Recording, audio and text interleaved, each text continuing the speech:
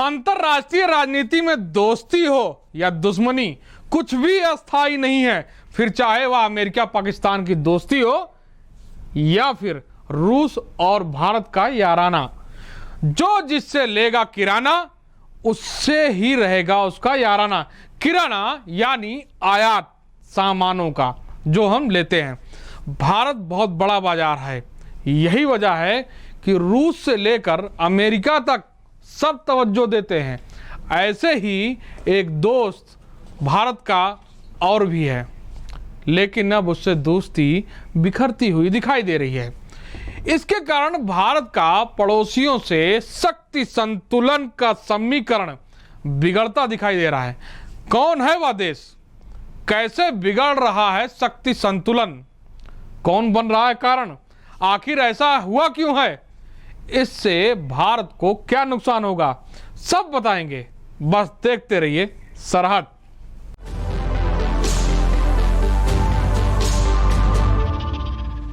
America ने भारत से एक तरफ दोस्ती कर चीन को संतुलित किया, तो दूसरे तरफ उसी संतुलन ने भारत का पड़ोसियों से संतुलन बिगाड़ दिया है। इसका परिणाम यह है कि पाकिस्तान के गले पर कसा गया शिकंजा थोड़ा कमजोर होता दिखाई दे रहा है और चीन की दखल से पूरा ग्वादर से चाबहार तक 72 किलोमीटर की दूरी भारत को बहुत दूर धकेल रहा है मध्य एशिया से। जी हाँ, हम बात कर रहे हैं कई दशकों पुराने दोस्त ईरान की, वही जो भारत को बेहद ही सस्ते कम कीमत पर तेल देता था। 1 मई 2019 से ईरान से तेल खरीदना बंद कर दिया है। किसने? भारत ने। ईरान भारत को अंतर्राष्ट्रीय स्तर से 25% कम दर पर तेल दे रहा था। इसके अलावा वह एशियाई प्रीमियम चार्ज भी नहीं लेता था। यह अलग बात है कि अब उसी कीमत पर अमेरिका भी भारत को तेल दे रहा है, लेकिन शुद्धता ईरान जैसी नहीं है। यह तो हुई तेल की बात। अब बात दोस्ती की। ईरान ने दोस्ती को निभाते हुए बेहद ही सामरिक दृष्टि से महत्वपूर्ण चाबहार पोर्ट को भारत को दिया था। भारत की मंशा यहां से एक तो पाकिस्तान को संतुलित रखने की थी, तो दूसरी चीन पर निगाह बनाए रखने की जरिया। लेकिन अमेरिका के साथ हुई दोस्ती ने भारत को फंसा दिया, क्योंकि अमेरिका ने ईरान पर कई प्रतिबंध लगाए हैं। इसमें तेल खरीद भी प्रतिबंध है। इसी प्रतिबंध में उलझे भारत ने भी ईरान से अपना हाथ पीछे खींच लिया। आपको बता दें कि चाबहार पोर्ट की नींव पूर्व प्रधानमंत्री अटल बिहारी वाजपेयी ने रखी थी। भारत ने अपना हाथ पीछे खींच लिया। यूं तो यह बड़ी बात नहीं लगती, लेकिन तेल की अर्थव्यवस्था से चल रहा ईरान ने भी विकल्प खोजने शुरू कर दिए। विकल्प वही मिला, भारत का चिर परिचित प्रतिद्वंदी चीन। ईरान और चीन के बीच $400 बिलियन का समझौता किया गया है।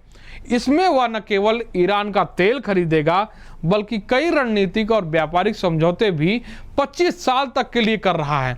इतना समय किसी भी देश में कब्जा करने के लिए और सत्ता में घुस जाने के लिए काफ़ी हैं चीन के साथ।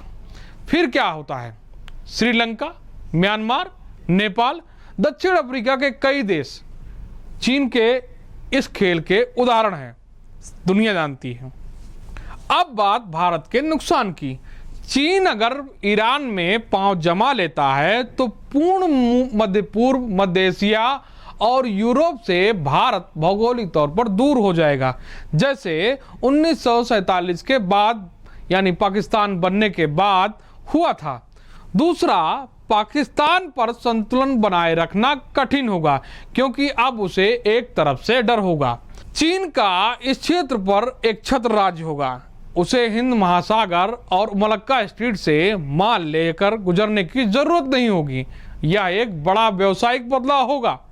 रणनीति के तौर पर पाकिस्तान पर कसावट कमजोर हो जाएगी और चीन की नौगरानी भी थम जाएगी।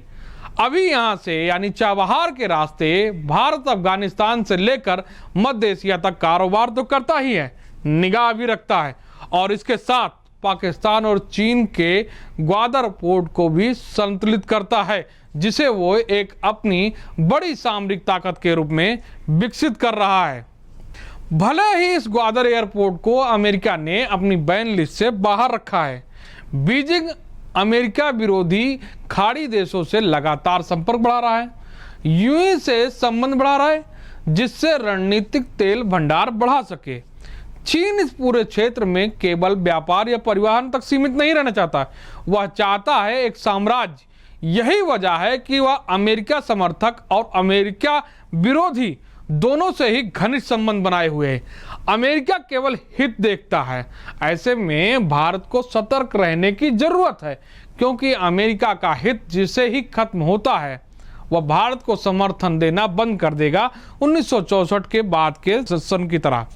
भारत अगर चीन की चाल से सतर्क नहीं हुआ तो चाबहार का खेल चौपट हो सकता है।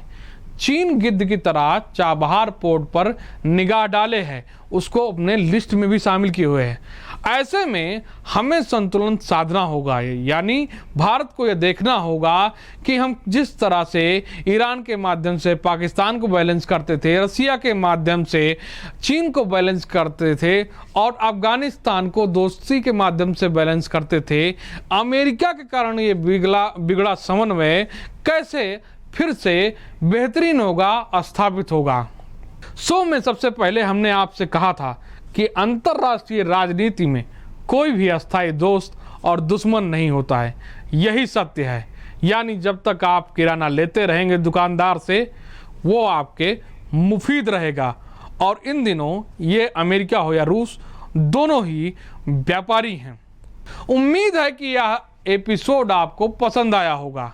अब लेते हैं विदा, फिर हाजिर होते हैं सरहद के नए किस्सों के साथ। सरहद का यह किस्सा अगर आपको पसंद आया हो तो लाइक करें, शेयर करें, कमेंट करें और अपनी राय जरूर दें। बेल आइकन दबाना कतई न भूलें। फिर मिलते हैं अगले शो में। नमस्कार।